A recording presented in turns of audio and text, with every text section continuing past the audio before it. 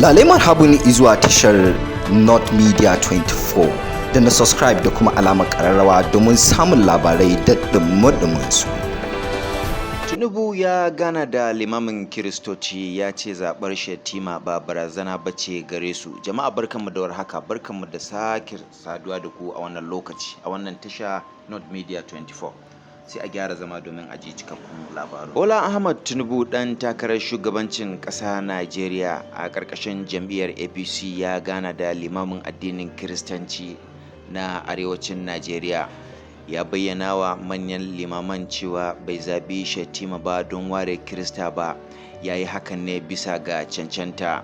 Sai dai bayan kammala taron, limaman sun bayyana cewa ganawar ba tana nufin sun amince tare da goyon bayan Tinubu bane.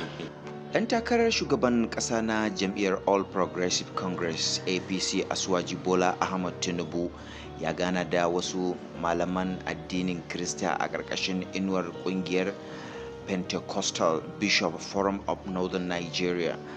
A ganawar da suka yi, Tinubu ya bayyana cewa zaɓin da ya yi na tsohon gwamnan jihar Borno Kashim Shettima a matsayin mataimakinsa ba barazana ce ga al'ummar Kirista ba, jaridar Vanguard ta rahoto.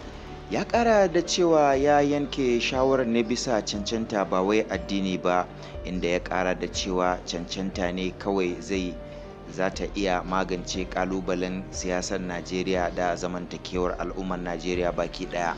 Ɗan takarar shugaban ƙasa na jam'iyyar APC ya ce shi abokin al'ummar Kirista ne, don haka ya kamata a yi la'akari da shi ta hanyar tarihi, tsare-tsare da kuma tsarikan ci gaban Najeriya, ba wai maganar addini ba. Ɗan takarar ya ce burinsa kawai ta yaya Najeriya za ta ci gaba, ta yaya za mu kore yunwa, ta yaya za mu inganta tsaro da kawar da kashe-kashen juna, zubar da jinin 'yan ƙasa da basu ji ba basu gani ba, shine abin da ya kamata mu kai ofis ba wai addininmu ba. Ya ce niyata a fili take ba addini ba, niyata ita ce in ga ci gaban ƙasar nan, in kawo ci gaba a ƙasar mu, kuma ina da cancanta mafi kyawun tarihi, mafi kyawun gani hangen nesa fiye da kowane abokin hamayyata. Ɗan takarar ya ƙara da cewa lokacin da sunayen da aka tantance suka zo,